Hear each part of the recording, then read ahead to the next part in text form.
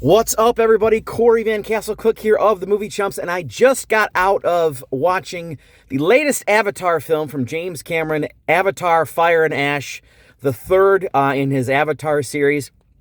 And I just got out, gotta say, a little disappointed. I think the Avatar series gets a little too much hate because I really actually do like the first one, like a lot.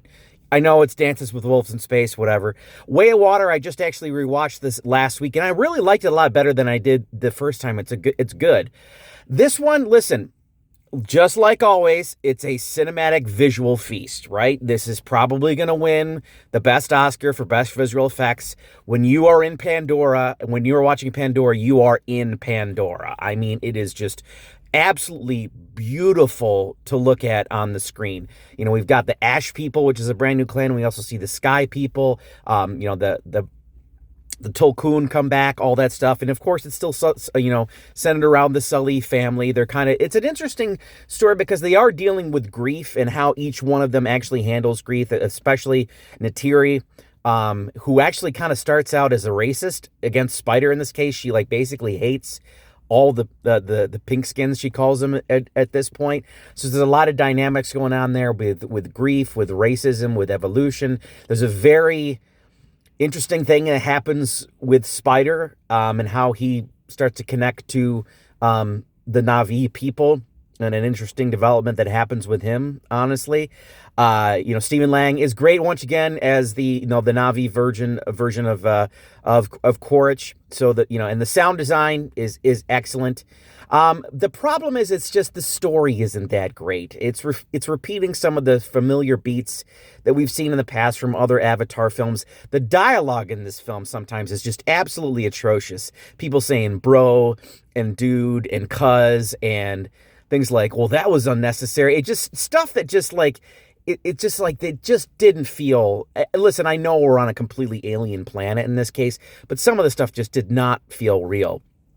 The human language, a lot of the Metakaya, as you see, the sea people, the new Ash people, all the Na'vi, it has a very feel like a nice lived-in culture, and I appreciated that.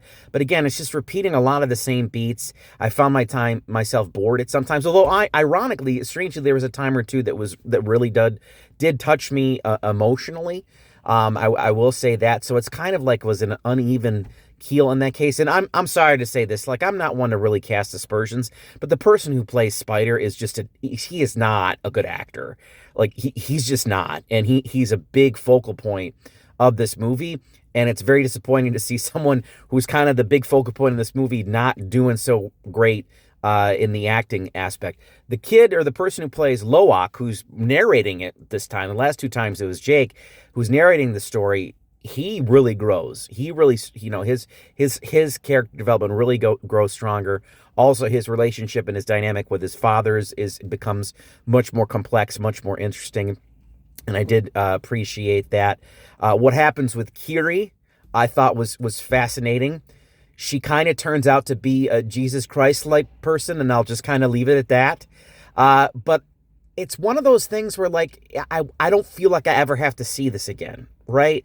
And, I never want a day in my life of seeing Avatar Fire and Ash again, I'd be fine. I don't feel the same way about other films like Aliens, and Terminator 2 and the first Terminator and Titanic. I could watch those films over and over again. So I think it's maybe time for James to move on to something else, but the thing is, he's probably not going to. This movie's going to make a shit ton of money, just like the other ones always have, and we're probably going to see Avatar 4 and 5. And listen, I'll be there. I'll watch them. But please, James, you got to give me something else. You got to give me something new. You got to give me something fresh, because you're just repeating the same beats. So overall, if I was giving it a score, I'd probably give it a 6 on 10. It's enjoyable. It's way too damn long. I mean, it really is. It's just way, way too long. But it's just, it didn't have the sauce. You know what I mean? It didn't have that special stuff, and I don't like reporting that because I love James Cameron. He's a great director, but I think this thing is losing its steam. And I was kind of disappointed. So yeah, I'll give it a 6 on 10. Worth a watch for the visuals and some of the. Oh, I will say this. I did forget to mention this. Una Chaplin, she plays the head of the Ash people. I believe her name is Varang, is fantastic in this. she makes for an amazing villain. The problem is that she's not in it enough, not nearly enough. And there's a very weird relationship that ends up happening between her and Quaritch. It was kind of like, okay, where's this going? And also they try to do a weird kind of thing between Kiri and Spider, which was odd because the last film they were very much brother and sister, and now they're trying to make them a couple. So it's very strange. I really can't. I don't know. Yeah, this movie was sometimes just very weird and awkward. But, you know, it's worth a watch for the visuals for sure. Anyway, that's it. I'm rambling too much. I'm Corey Van Castle, cook of the Movie Chumps, and I'll see everybody next time. Peace.